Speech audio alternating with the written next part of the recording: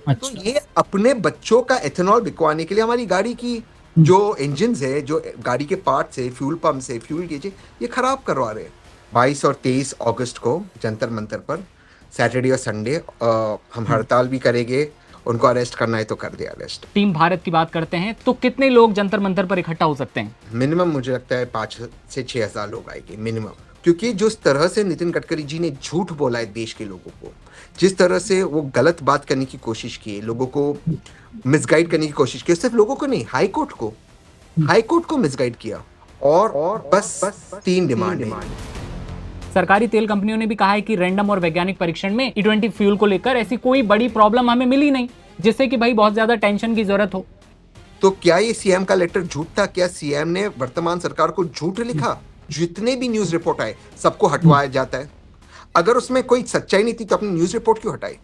आप मुझे बताइए, कौन सी डेमोक्रेसी में इस तरह की हरकतें होती है?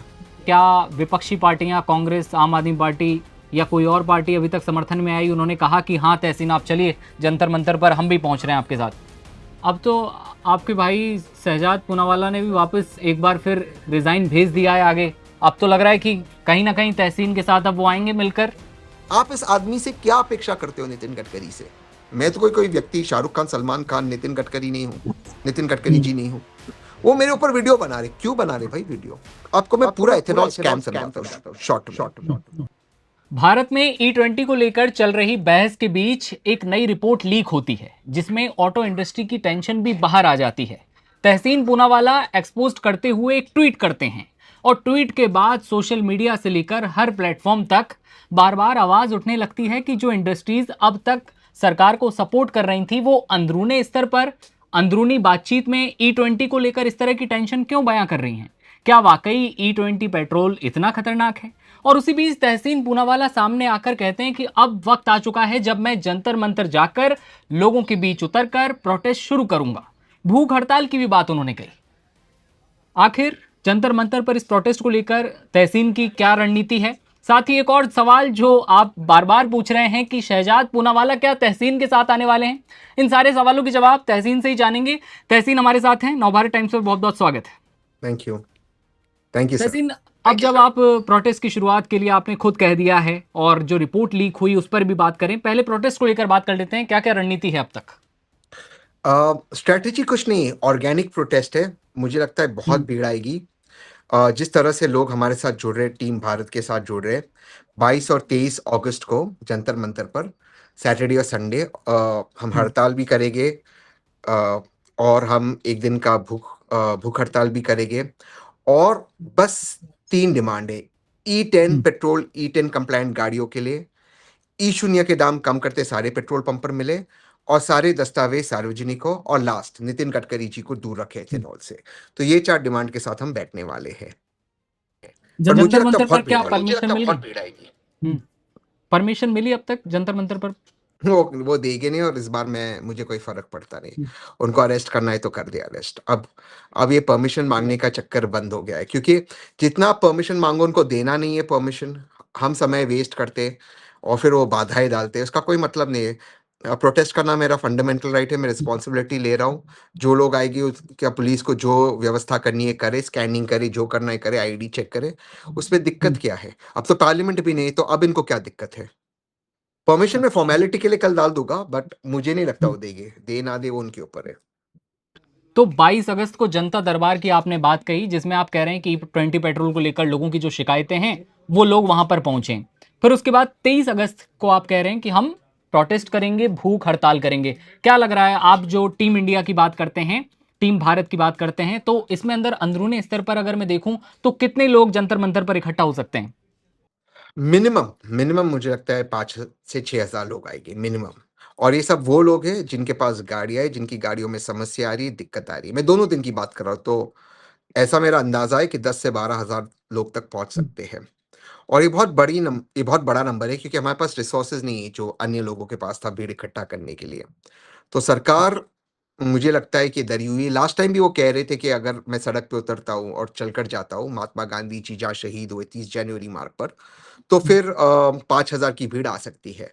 तो जिस तरह लोग हमें कांटेक्ट कर रहे हैं, हमसे राब्ता बना रहे हैं, मुझे लगता है 5 हजार रोज भीड़ आ सकती है, और दूसरे दिन 7 से 8 हजार भी आ सकती है। अच्छा, अब उस ईमेल या फिर लीक रिपोर्ट की हम बात करें, जिसमें आपने खुद ट्वीट करते हुए खुद कहा कि सरकार बात जिन मुद्दों पर नहीं करना चाहती, उन्हीं को ऑटो इंडस्ट्री ने उठाया था, जिसमें कंपनियां E20 पेट्रोल में मौजूद क्लोराइड और मॉइस्चर को लेकर सबसे ज़्यादा परेशान थे। तो इस रिपोर्ट की मोटी-मोटी बातें अगर मैं आपसे जानना चाहूँ, तो वो क्या-क्या हैं? रिपोर्ट के अंदर मोटी-मोटी बात ये है कि सीएम पत्र लिखता है 28 जुलाई को वर्तमान सरकार को, कहते इस रिपोर्ट के अंदर हुँ, कि जो क्लोराइड और मॉइस्चर की मात्रा है पेट्रोल के अंदर, E20 पेट्रोल के अंदर बहुत ज़्यादा है। इसकी वजह से जो गाड़ियों के पार्ट्स है, जैसे कि fuel injectors, fuel pump, EGR valve, exhaust और पार्ट्स जो डायरेक्ट कॉन्टैक्ट में है फ्यूल और इंजन गैसेस के साथ, वो लगातार खराब हो रहे हैं और उनको रिप्लेस करने की ज़रूरत हो रही है। ये हमने E20 में देखा है और हमने इसकी बात स्पेसिफिकली उठाई है और 2 साल से ये बात उठा रहे हैं हम वर्तमान सरकार के साथ, पेट्रोलियम मंत्रालय के साथ। लेकिन सरकार को जो ये लेटर लिखा गया, आपने इसे बाहर लेकर आए आप इसे, ये आप तक कैसे पहुंचा? क्योंकि मैंने आज सोशल मीडिया पे आपका एक वीडियो देखा जिसमें आप खुद कह रहे हैं कि नितिन गडकरी जो कि हमारे मंत्री हैं, केंद्रीय मंत्री, उन्हीं के किसी करीबी ने या फिर उन्हीं के कार्यालय में काम करने वाले किसी शख्स ने आपको ये रिपोर्ट दी। कैसे पहुंची ये रिपोर्ट? फिज़िकली, क्योंकि वो भी मैंने 3-4 चेन रखे, क्योंकि ये सरकार का तो मैं जानता हूँ ये रेड करेंगे, डिजिटल फुटप्रिंट निकालने की कोशिश करेंगे। उस मंत्रालय में किसने किसको व्हाट्सएप किया, तो वो ढूँढ ही नहीं पाएँगे। पर बिल्कुल उस मंत्रालय से आया और जिस व्यक्ति ने दिया उसने ये बात कही मुझे कि प्लीज़ बताना किस मंत्रालय से आया, वरना मैं नहीं कहता क्योंकि ये तो कॉन्फिडेंशियल चीज़ है। पर उसने बताया मुझे और ये बात मैंने पेट्रोलियम मंत्रालय में भी बताई कि ये उस मंत्रालय से आया, उसने वो चाहता है, उसके पास सारे रिपोर्ट्स हैं। क्योंकि जिस तरह से नितिन गडकरी जी ने झूठ बोला है देश के लोगों को, जिस तरह से वो गलत बात करने की कोशिश की है, लोगों को मिसगाइड करने की कोशिश की है, सिर्फ लोगों को नहीं, हाई कोर्ट को मिसगाइड किया। मैं आपको और एक चीज़ कहता हूँ, मैंने एक और ओरिजिनल वीडियो भी डाला नितिन गडकरी जी का कि एथेनॉल की पॉलिसी हमने अमेरिका से कॉपी पेस्ट करते लगा दी, जो स्टैंडर्ड्स है। वो भी तो मुझे उसने ही दिया ओरिजिनल वीडियो। जो वीडियोज़ था वो सारे चैनल के लोगोस के साथ था। ओरिजिनल वीडियो भी उसने दिया, वो भी मैंने ट्वीट किया। तो तहसीन पूनावाला के तार केंद्रीय मंत्री नितिन गडकरी के ऑफिस तक हैं, मतलब? देखिए, मुझे नितिन गडकरी जी से कोई व्यक्तिगत हम्म। प्रॉब्लम नहीं है। प्रॉब्लम क्या है? नितिन गडकरी जी झूठ बोलते हैं। उन्होंने बॉम्बे हाई कोर्ट को झूठ बोला कि एथेनॉल की पॉलिसी से उनका कोई लेना-देना नहीं। जबकि हमारे मीटिंग में, पेट्रोलियम मंत्रालय की मीटिंग में, उनके मंत्रालय के लोग बैठे थे। और उन्होंने खुद स्वयं कहा है कि एथेनॉल की पॉलिसी मैंने अमेरिका से कॉपी पेस्ट की है, तो वीडियो मैंने डाला। उन्होंने खुद कितनी बार कहा है कि मैं एथेनॉल का ये कर रहा हूँ, एथेनॉल का वो कर रहा हूँ, उसके बाद ₹15 में पेट्रोल बेचूँगा, ये सब उन्होंने उनके मुँह से कहा है। जब आपने आपके मुँह से ये बात की, जब आपके लोग उस मन मीटिंग में बैठते एथेनॉल को लेकर, जब इन्फ्लुएंसर्स आपके बोले हुए स्क्रिप्ट पे ट्वीट करते, तो आप हाई कोर्ट को झूठ कैसे बोल सकते हैं? और अजब बात है, कोर्ट्स भी देख रही है, जानते हैं व्यक्ति झूठ बोल रहा है बट चल रहा है। ऐसे कैसे आप झूठ बोल सकते हैं? देखो, लोगों की गाड़ियाँ खराब हो रही है, वो मेन चीज़ है। और आप उसकी ज़िम्मेदारी नहीं ले रहे। आपको एक आश्चर्यचकित करने वाली बात बताऊँ? हम्म। जब हम पेट्रोलियम मंत्रालय में बैठे थे, जी। तो हमने कहा कि भाई आप E10 दे दीजिए, E10 गाड़ियों के लिए। तो कहा हम नहीं दे सकते। क्यों? क्योंकि जितने भी एथेनॉल की डिस्टिलरीज़ हैं उन्होंने पीएसयू बैंक से, यानी आपके और मेरे पैसे से लोन लिए, बहुत ज़्यादा लोन है, तो एथेनॉल का प्रोडक्शन बढ़ा है, वो एथेनॉल हम काम कहाँ डालेंगे? तो इसलिए गाड़ी में डालना है। तो ये 80 से 90% गाड़ियाँ खराब कर रही है। पेट्रोलियम मंत्रालय में बात मेरे साथ हुई है। और ये बात मैंने कई बार सार्वजनिक तौर से कही है। ऐसा नहीं कि मैं झूठ कह रहा हूँ कि उन्होंने कभी मुझे कॉन्ट्रडिक्ट किया है। अभी ये करे, आपका इंटरव्यू देखते हो अलग बात है, पर आज तक नहीं कर पाए वो। ये सच है। तो अच्छा। ये अपने बच्चों का एथेनॉल बिकवाने के लिए हमारी गाड़ी की जो इंजन्स है, जो गाड़ी के पार्ट्स है, फ्यूल पंप्स है, फ्यूल गेज है, ये खराब करवा रहे हैं। सियाम की जिस रिपोर्ट की आप बात कर रहे हैं, और तो केंद्रीय मंत्री खुद हैं हरदीप सिंह पुरी, उन्होंने कहा कि सियाम का पत्र मिलने से करीब 2 सप्ताह पहले ही तेल कंपनियों ने पेट्रोल पंप पर ईंधन की जांच शुरू कर दी थी, और उनके अनुसार इस जांच में सिर्फ 4 मामले मिले। सरकारी तेल कंपनियों ने भी कहा है कि रैंडम और वैज्ञानिक परीक्षण में E20 फ्यूल को लेकर ऐसी कोई बड़ी प्रॉब्लम हमें मिली नहीं, जिससे कि भाई बहुत ज्यादा टेंशन की जरूरत हो। एक और चीज है, सरकार और सरकारी तेल कंपनियों का यह भी कहना है कि बड़े लेवल पर परीक्षण में भी चिंता की, अब टेंशन की कोई बड़ी वजह नहीं मिली। इस पर सीएम क्या मेम CM members have been raising this concern at the BIS committee for more than 2 years. इस रिपोर्ट में लिखा है, 2 साल से बता रहे हैं। इस रिपोर्ट ठीक में है। लिखा है, रिपोर्ट की कॉपी है, पढ़ लीजिए, 2 साल से। 2 साल में इनको 4 केस मिले। तो इनका मानना है, हरदीप पुरी जी का ये बोलना है कि सीएम जैसी ऑटोमोबाइल बॉडी, इसने पूरे सबका डेटा लेकर 2 साल से सरकार को, इनको 4 केस मिले सरकार को। अगर वो बात थी तो जो मारुति के इंटरनल मेल्स आए, महिंद्रा के आए, बाकी 3 जो बड़ी कंपनी जिनका 67% मार्केट शेयर है, उनके इंटरनल ईमेल्स, वो तो इस लेटर के बाद आए ना। तो वो इंटरनल ईमेल सीएम को थे, सीएम ने फिर पत्र लिखा सरकार को, तो सारा करस्पॉन्ड होता है। और आप जानकर फिर मैं आपको कहता हूं, 4 केस, अगर ये कह रहे सिर्फ 4 केस आए, तो क्या ये सीएम का लेटर झूठ था? क्या सीएम ने वर्तमान सरकार को झूठ लिखा? सीएम ने कभी ये नहीं कहा है कि ये लेटर गलत है। सीएम कहता है कि हमारे पास डेटा इनसफिशिएंट है, जो भी झूठ है, क्योंकि सीएम खुद उस पत्र में लिखता है कि 2 साल से हम सरकार से बात करें और इतने क्लोराइड और मॉइस्चर के केसेस बढ़ चुके हैं और इतनी गाड़ियां खराब हो रही है। मैं आपको स्टोरी संक्षेप में समझाता हूँ। एक्चुअली क्या है कि एथेनॉल 20 की वजह से गाड़ियां खराब होने लगी, इनको गाड़ियों के पार्ट्स चेंज करने लगे। इन्होंने फिर कंपनीज एक होकर इन्होंने सीएम को कहा कि आप सरकार को बोलो ये क्या चल रहा है, मजाक। कंपनीज ने अपने प्राइवेट टेस्टिंग कराई पेट्रोल का, उन्होंने एक सैंपल्स कलेक्ट किया, क्लोराइड और मॉइस्चर का मात्रा उनको ज्यादा मिला, इसकी वजह से जो पार्ट्स खराब हो रहे, क्योंकि लिखते हैं कि जो क्लोराइड है ये मिल रहे इन पार्ट्स के अंदर। इसके बाद सीएम पत्र लिखता है सरकार को 28 जुलाई पर को। ये पत्र सरकार छुपा देता है, जितने भी न्यूज रिपोर्ट आए सबको हटवाया जाता है। अगर उसमें कोई सच्चाई नहीं थी तो अपनी न्यूज रिपोर्ट क्यों हटाई? आप मुझे बताइए कौन सी डेमोक्रेसी में इस तरह की हरकतें होती है? ये पूरी तरह से झूठ बोल रहे। ये वो एक मुहावरा था ना, जब बचपन में हम सुनते थे, एक झूठ छुपाने को 1000 झूठ बोलना पड़ता है। ये एक झूठ छुपाने को लाख झूठ बोल रहे हैं। बेशरम ब्यूरोक्रेट्स है ये सारे, बेशरम। खुद तो डूबेगे और साथ में सरकार को भी लेकर डूबेगे। इन ब्यूरोक्रेट्स को क्या है? मैं आपसे जेन्युइनली पूछ रहा हूँ, क्या है इन ब्यूरोक्रेट्स का? हमारे सैलरी पर, हमारे हमारे टैक्स के पैसे पे इनको सैलरी मिलती, बंगला मिलता दिल्ली के अंदर, 2025-2026 की गाड़ियां में ये लोग घूमते, इनके बच्चे अच्छी से अच्छी स्कूल में जाते, विदेश जाते पढ़ाई करने को। इनकी जिंदगी में कौन सी दिक्कत है? सरकार को दुबा रहे ये लोग, इनको शर्म नहीं आती, झूठ बोल रहे। सॉरी मैं आज थोड़ा अग्रेसिव हूं, बट मैं बहुत, आई एम सरप्राइज्ड कि इस तरह की चीजों से you are getting away with it. SIAM की जिस रिपोर्ट की यहाँ पर बात हो रही है, ये रिपोर्ट जैसे ही आपने पब्लिक में लाई, जैसे ही आपने वो ट्वीट किया एक्सपोज्ड वाला, उसके कुछ समय बाद ही महिंद्रा महिंद्रा खुद आती है सामने और कहती है कि उसके अधिकारियों की ईमेल बातचीत के आधार पर जो परिणाम निकाले गए हैं वो पूरी तरह से गलत हैं। इतना ही नहीं, सियाम ने सरकार को अपनी जो कंप्लेन है जिसकी आप बात कर रहे हैं वो कंप्लेन भी खुद वापस ले ली और ये तक कह दिया कि इस्तेमाल, यहां पर जो आंकड़े इस्तेमाल किए गए हैं उनकी जांच और वैलिडेशन जरूरी है। क्या कंपनियां कदम पीछे उठा रही हैं अब? हाँ, अब मुझे नहीं पता कि ये नितिन गडकरी जी से इंस्पायर्ड है या ईडी से पस्पायर्ड है, बट आप सोचिए, आप एक बहुत लॉजिकल चीज सोचिए। ये जितनी भी 3 बड़ी कंपनियां, 67% मार्केट शेयर कार्स में उनका है। ठीक है। अगर ये पत्र ये पहले सीएम को कहते, इन्होंने फ्यूल सैंपलिंग की, ये 2 साल से हो रहा है काम, ये खुद सीएम के पत्र में, इसको तहसील ने या आपने या किसी और ने नहीं कहा।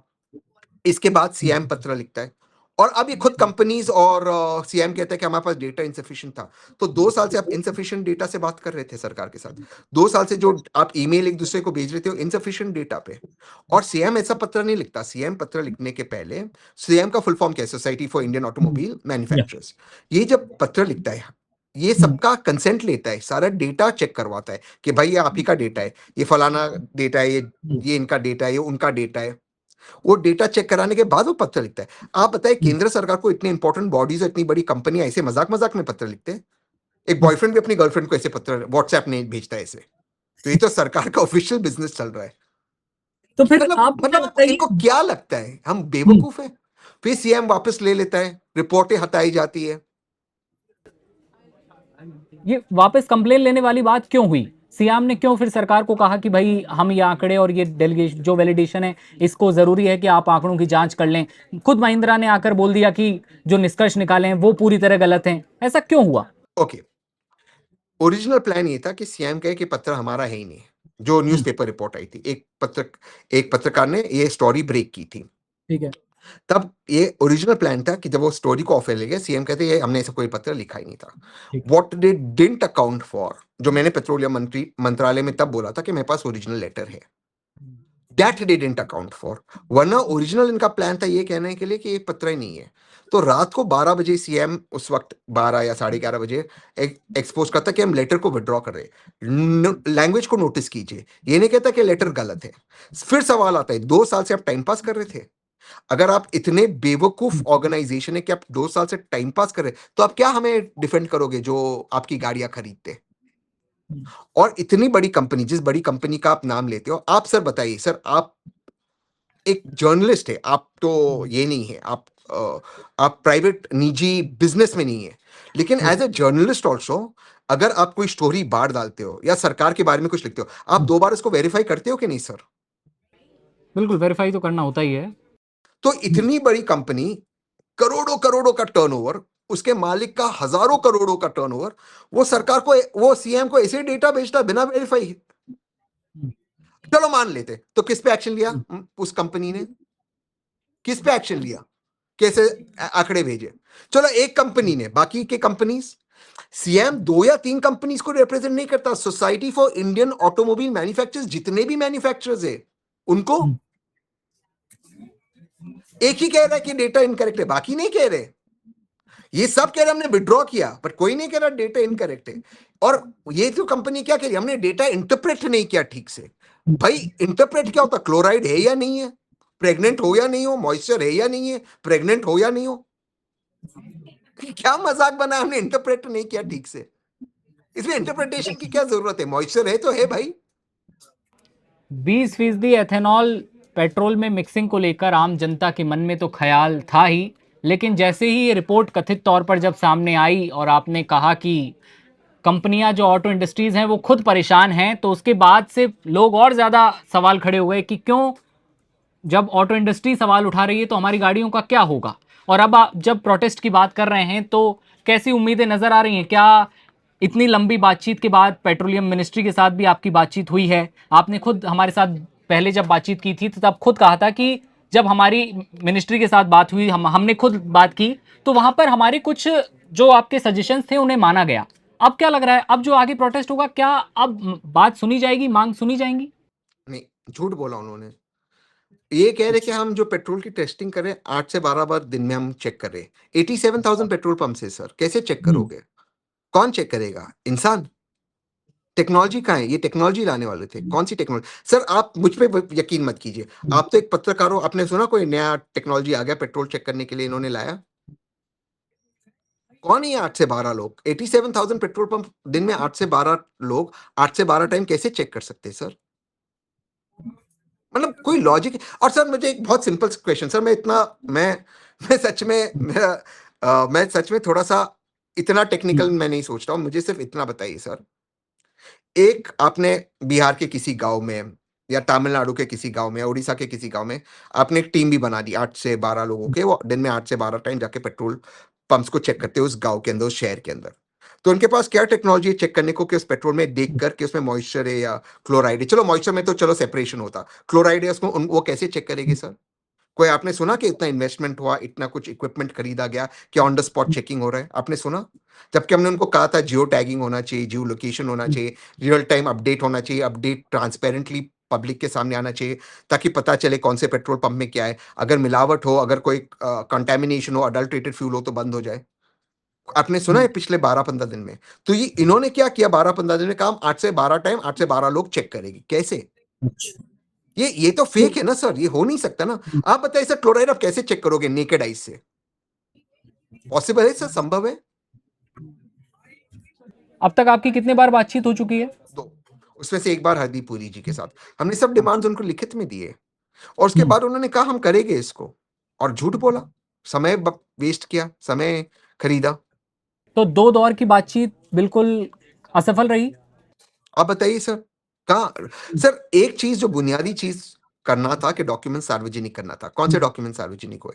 हुआ एआरआई की रिपोर्ट सार्वजनिक? हुई सीएम की रिपोर्ट सार्वजनिक? मैं ये लेटर की बात नहीं कर रहा, ओवरऑल रिपोर्ट्स की बात कर रहा हूँ।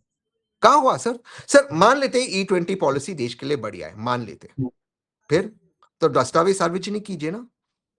कौन से देश में दस्तावेज सार्वजनिक नहीं है सर? एक डेमोक्रेसी में सर, मैं आपसे पूछ रहा हूँ, आपके दर्शक क्यों रिपोर्ट नहीं पढ़ सकते और फैसला कर सकते? मुझे ये बताइए सर।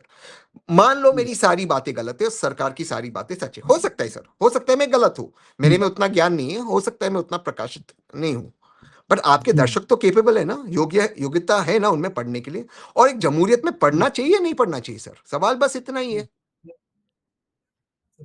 देखिए, सरकार का तो ये भी कहना है कि E20 पेट्रोल की वजह से ही आपकी गाड़ी का माइलेज कम हो रहा है या फिर गाड़ी के पार्ट्स जो हैं वो खराब हो रहे हैं। ये बिल्कुल नहीं है। आपकी गाड़ी की कंडीशन क्या है, आप किस तरह से देखभाल करते हैं, ये भी डिपेंड करता है। ये भी सरकार ने साफ तौर पर आकर कहा है कई बार। और E20 ईंधन की गुणवत्ता को लेकर सवाल उठ ही रहे हैं। ये बात पेट्रोलियम मंत्रालय में भी हुई, मैंने खुद बात की और इसका जवाब मैंने खुद दिया। गाड़ी वही है, गाड़ी चलाने वाला वही है, रूट वही है, डेस्टिनेशन वही है, यहां से वहां जाना है, तो बाकी सारे पैरामीटर्स तो सेम है। और तब भी अगर पेट्रोल का एवरेज गिर रहा है, तो इसमें एक ही तथ्य है जो है एथेनॉल 20। और कौन सा तथ्य हो सकता है? जब गाड़ी चलाने वाला, गाड़ी, डेस्टिनेशन, रूट सब कुछ सेम है। ये पहले नहीं पता था, कि पहले के लोगों को पता नहीं था गाड़ी मेंटेन करते। ये एथेनॉल 20 आने के बाद लोग गाड़ी मेंटेन करना बंद किए।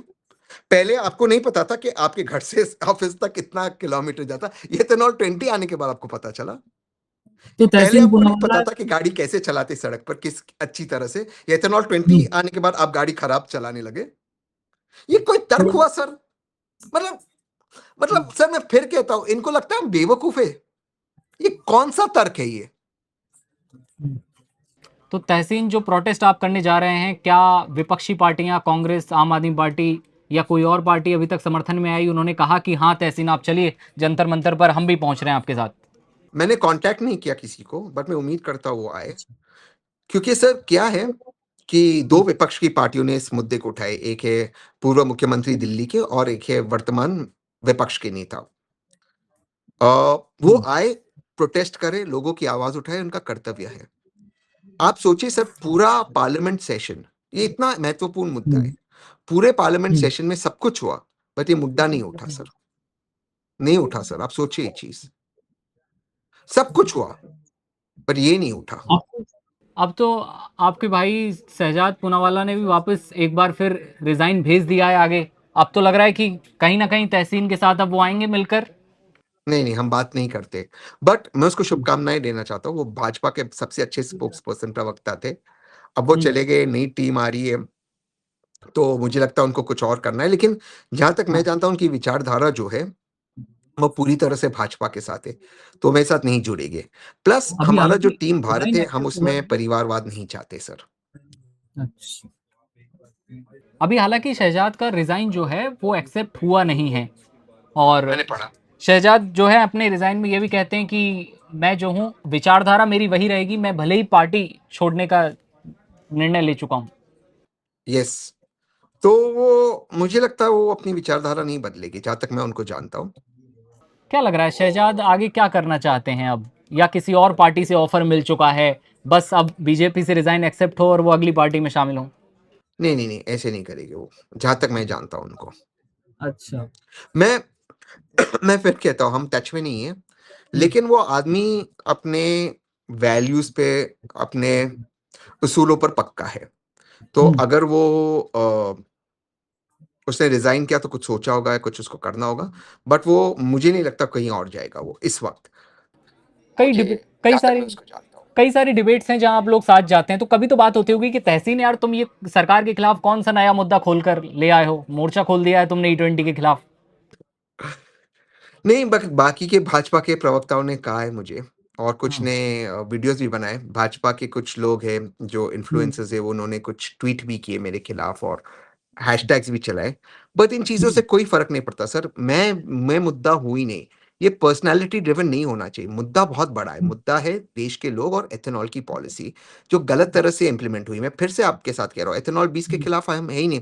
इनफैक्ट पेट्रोलियम मंत्रालय में हमने 2 सजेशन दिया, हमारे 2 टीम मेंबर्स हैं, नचिकेत और दिनेश, और बहुत अच्छा सजेशन दिए। इन्होंने क्या कहा, एडिशनल सेक्रेटरी ने मुझे, कि देखिए प्रॉब्लम ये है कि अगर हम एथेनॉल डस्ट दे दें, एथेनॉल डस्ट कंप्लायंट गाड़ियों को, तो ये जो जितने भी एथेनॉल डिस्टिलरीज़ है, जो एक्स्ट्रा एथेनॉल बना रहे हैं, उसका क्या होगा?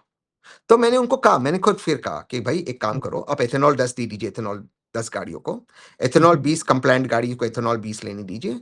जो एक्स्ट्रा एथेनॉल बचेगा आप उसको इंडस्ट्रियल एथेनॉल बनाइए, जो भी केमिकल्स और ऐसे टॉक्सिसिटी लगता, और वो ये मंगा लेंगे, जो इंडस्ट्रीज है उसको मंगा सकते हैं, आपका अमेरिका से इंपोर्ट भी कम होगा।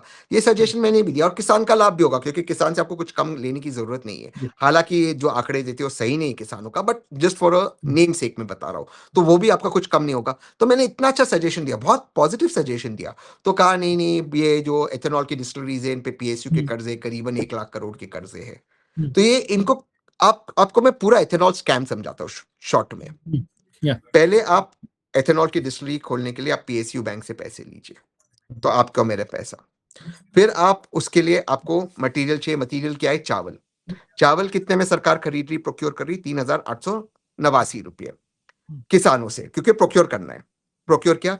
अब वही चावल जो आपके और मेरे पैसे से 3,889 रुपये में खरीदा, एथेनॉल की डिस्टिलरी को 2,250 2,300 तक बेचते 40% डिस्काउंट में। तो पहले हमारे पैसे से एथेनॉल डिस्टिलरी, फिर हमारे पैसे से चावल खरीदे, हमारे जो चावल खरीदे उसको लॉस में एथेनॉल डिस्टिलरी को बेचा, फिर वो एथेनॉल बनाते 72 रुपया प्रति लीटर। अब उसके लिए मार्केट चाहिए तो हमारी गाड़ियों में उसको मिक्स करते हैं। ये पूरी एथेनॉल की पॉलिसी है। सिंपल सवाल है, अगर चावल के दाम, अगर आपको चावल लॉस में बेचने, क्योंकि आपने ज्यादा प्रोक्योर किया, आपको प्रोक्योर करना था, आपके पास ज्यादा है, और जो इनका कहना है कि चावल खराब हो जाते, तो आप उसको ओपन मार्केट में बेच देते, आप और मैं खरीद लेते, फूड इन्फ्लेशन कम होता, आप उसको एक्सपोर्ट करते, भारत के पास डॉलर्स आते। चीनी में भी देखिए, चीनी के दाम लास्ट टाइम भी हमने बात किया, कितने बढ़ गए? स्काई रूफ पे चले गए, through the roof, touching the sky चले गए चीनी के दाम।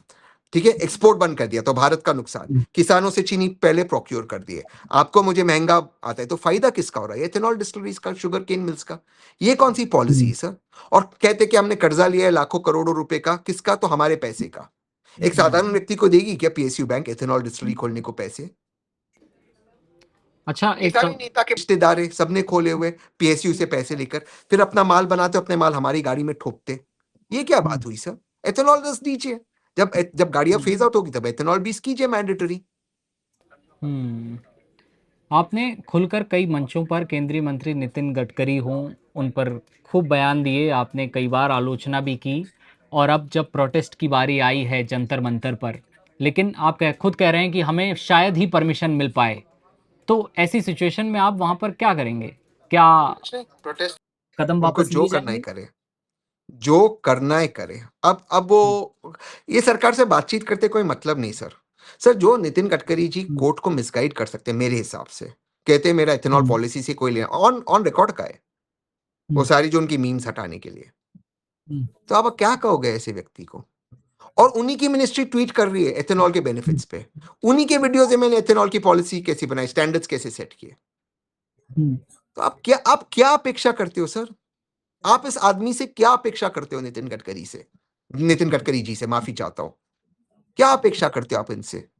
क्या अपेक्षा है इनके? मैं जेन्युइनली, मेरे एक पीड़ा है, मैं आपसे पूछ रहा हूं, मैं जेन्युइनली कंफ्यूज हूं सर। इनके बच्चे ये सारे नेताओं के करोड़पति क्यों है? क्या कुछ टैलेंट है इनमें जो आप में और मेरे में नहीं है? क्या ऊपर से कहीं से गिरे हुए हैं? क्या है इनमें? ये एथेनॉल का बिजनेस कर रहे, ये बिजनेस कर रहे, जो पॉलिसीज है उसी का बिजनेस हो रहा है। ये कॉन्फ्लिक्ट ऑफ इंटरेस्ट है। क्या टैलेंट है नितिन गडकरी जी के बेटों में, क्या आज करोड़पति है ये लोग? बताइए मुझे, ऐसा क्या काम किया उन्होंने? लोन हमारे पैसों का, पॉलिसी में इन्वॉल्व है लेकिन कह रहे कि इन्वॉल्व नहीं है, माल हमारी गाड़ियों में खप रहा है। ये कैसे हो रहे? और खुद नितिन गडकरी जी ने किया, मेरे बेटों का जो बिजनेस है 2018 में 1100 करोड़ का है, अभी इतना बढ़ गया है, आज उनके कंपनी के शेयर्स ऊपर है। तो ये क्या टैलेंट क्या है, मुझे जानना है। ये टैलेंट आप में और मेरे में क्यों नहीं है? चलिए आप और मैं जाते हैं, आप कैमरा चालू रखिए, देखते कोई पीएसयू बैंक हमें खड़े भी करती, देती क्या लोन हमें एथेनॉल के लिए? सच बोल रहा हूं मैं। इनको ये जो जिस पोजीशन में है, और आप झूठ बोलो, ट्रोल करो, गाली दो, आप न्यूज़पेपर रिपोर्ट्स निकाल दो, आप न्यूज रिपोर्ट्स निकाल दो, क्या है ये कैसे व्यक्ति है नितिन गडकरी जी? क्यों इनसे लोग डरते हैं? क्योंकि एक दो नेता ने इनको माफी मांगी तो इनसे डरना है? क्यों डरना है इनसे? जब आप इतना खुलकर मुखर होकर बोलते हैं, तो कई बार क्या आपको पीछे से सरकार के नुमाइंदे या नितिन गडकरी के ही मित्र या नुमाइंदे आपसे पीछे से आकर नहीं पूछते हैं कि यार तहसीन, तुम इतना क्यों खुलकर बोल रहे हो, आइए पीछे के पीछे डील कर लेते हैं और मामला निपटा देते हैं। ऐसा कभी हुआ आपके साथ? वाह! डील की बात नहीं, पैसे की बात नहीं हुई, बट क्या है कि अच्छा। मत करो।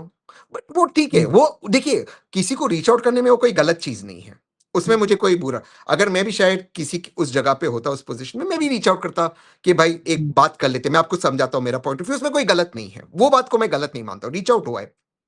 अच्छा। बट जो ट्रोलिंग होती है, जो हम्म, लोगों को स्क्रिप्ट दिया जाता है कि यही चीज़ आप कॉपी पेस्ट करते डालो। कभी-कभी आप रिप्लाइज़ पढ़ो, हमने कुछ और लिखा है, उसका जवाब कुछ और है। क्योंकि उस कॉपी पेस्ट करके स्क्रिप्ट दे रहे हैं ना। आप सोचिए सर, बहुत कॉमन चीज़ है। जो इन्फ्लुएंसर्स को कोई लेना-देना नहीं मेरे से। मैं तो कोई कोई व्यक्ति शाहरुख खान, सलमान खान, नितिन गडकरी नहीं हूँ। नितिन गडकरी हम्म, जी नहीं हूँ। वो मेरे ऊपर वीडियो बना रहे। क्यों बना रहे भाई वीडियो? मतलब आपको स्क्रिप्ट दी गई ना। आपने हम्म, ज़िंदगी में आपका सारे पेज पे कोई कंटेंट नहीं है एथेनॉल का। अचानक से आपने तहसीन पुनावाला और एथेनॉल पे कंटेंट बना दिया। और फिर आप उसको वायरल कर रहे हो। क्या मतलब है इसका? क्यों टैक्स पेयर का पैसा इसमें वेस्ट कर। तहसीन पूनावाला अब वाकई वायरल हैं और तस्वीरों में अब E20 उनके साथ दिखाई देता है। और अब 22 और 23 अगस्त के दिन का इंतज़ार है लोगों को। इंतज़ार है उस दिन का जब पेट्रोल और डीजल में लेकर जो ब्लेंडिंग को लेकर लगातार बात हो रही थी, पेट्रोल में एथेनॉल ब्लेंडिंग को लेकर जो लोगों के बीच सवाल थे, वो 22 तारीख को आप जनता दरबार के रूप में देख रहे हैं और 23 तारीख को आप भूख हड़ताल और प्रोटेस्ट की बात कर रहे हैं। ठीक है। और चलिए। रिकॉर्ड क्राउड आएगा। आप जी देखना सर।